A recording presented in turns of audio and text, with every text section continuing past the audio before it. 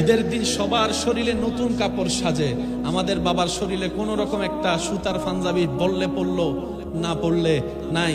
সেই ঐতিহ্যবাহী 2 বছর আগের জুতা এখনো চলতেছে, কিন্তু সন্তানের পায়ের মধ্যে নতুন জুতা চকচক করতেছে। বাবারা ভালোবাসা দেখাতে জানে না, বাসে বাসে। মনে রাখবেন, মারা সহজে দেখাইতে পারে, বাবারা দেখাইতে পারে না। মারা বুকের মধ্যে নিয়ে ভালোবাসা প্রকাশ করতে পারে, আর বাবারা সন্তানের বিরহে অন্ধকার রুমে একা একা কান্না করে করে বালিশ বিছাই দুনিয়াকে দেখতে দেয় না।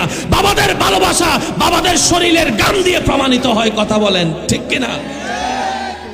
বাবারাও ভালো, কিন্তু সচরাচর দেখা যায় কার ভালোবাসা? মা। এবার আপনি অসুস্থ হলেন, আপনাকে মেডিকেল ভর্তি করালো, ডাক্তার বললো যে কমপক্ষে 1 সপ্তাহ আমাদের কাছে রাখতে হবে, আপনারা 24 ঘন্টা ভালো করে একটু দায়িত্ব ভাগ করে ডিউটি করবেন।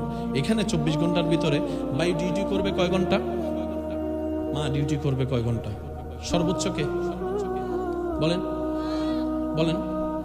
এবার আপনার পাশে আপনার মা আছে, উনিও তো মানুষ, প্রস্রাব তো করতে হবে। যখন প্রস্রাব করতে যাবে আপনার যত্ন নেওয়ার কোনো সুযোগ? উনিও তো মানুষ, তন্দ্রা ঘুম তো আসবে 2 দিন 3 দিন যদি না ঘুমায়, হয়তো আপনার পাশে বেটার মধ্যে 1 সেকেন্ডের জন্য হলেও তো ঘুমাবে। এই 1 সেকেন্ড আপনাকে যত্ন নেওয়ার কোনো সুযোগ? গোসল তো করতে যেতে হবে, সে সময় যত্ন নেওয়ার সুযোগ? খাইতে তো যেতে হবে, সে সময় আপনার যত্ন নেওয়ার সুযোগ? ঘুমাইতে তো হবে মানুষ হিসেবে, যত্ন নেওয়ার সুযোগ? এবার বুঝতে পেরেছেন আল্লাহ কেন ঘুমায় না?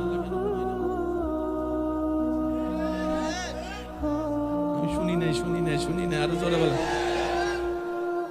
এবার আল্লাহ পাক বলে, তোর মা তোকে সবচাইতে ভালোবাসে, কিন্তু ঘুমের কাছে হাত তো ঠিকই মানে 1 সেকেন্ডের জন্য মানে। এবার বুঝলি বান্দা, লা নোম কেন? আমি আল্লাহ কেন তন্দ্রা যায় না, কেন ঝিমাই না, কেন ঘুমাই না?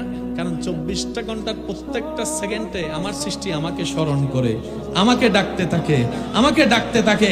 আর আমি আল্লাহ সর্বদা প্রস্তুত আমার সৃষ্টির জন্য। শুনেন, যিনি দেয় দয়াবান, তিনি আবার বড় অহংকারও দেখায়, আমি দিয়েছি। তার সামনে কখনো মাথা উঁচু করে দাঁড়ানোর ক্ষমতা, বড় গলায় কথা বলার কোনো অধিকার আমাদের কারো? একটু জোরে বলেন, আমাদের কারো? আমাদের জীবনে যা দেওয়া সব কার? যোগ্যতা হিসেবে নাকি যোগ্যতার বাইরে? যোগ্যতার। সে আল্লাহ আবার রাতে 3টা বাজে কি করতেছে দেখেন। এ কে আসো সববি, আয় আয় আমার কাছে চা, আমি আল্লাহ তোর অভাব দূর করে দিতে রাজি। অসুস্থ কে আছোস? গভীর রাতে যখন সবাই ঘুমায়, আছোস কে অসুস্থ? আমাকে বল, আমি আল্লাহ তোর সুস্থ করে দেব। এই ঋণের বোঝা কার কাঁধে রে বান্দা? আয় আয় আমার কাছে বল, আমি আল্লাহ তোর ঋণের বোঝা নামাই দেব। সপ্তাহে 1 দিন না, প্রত্যেক দিন রাত্রে। এত মহান রব হয়ে আমাদেরকে ডাকতে থাকে, আর আপনি আমি। এবার বলেন, আমরা কি আসলে লাভ বুঝি? সত্যি করে বলেন না ভাই।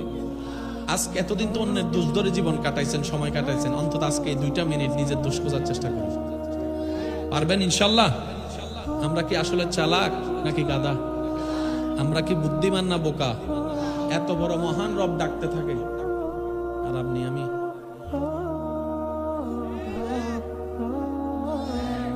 আমাদের মতো বোকা। এবার এইভাবে কাটতে কাটতে জীবন চলে গেল আপনার 60 বছরের বিষয়ের ভিতরে কমপক্ষে 40-45 বছর। হঠাৎ করে একদিন আপনার মনের ভিতর অনুভব আসলো, হাই হাই একদিন তো মরতে হবে।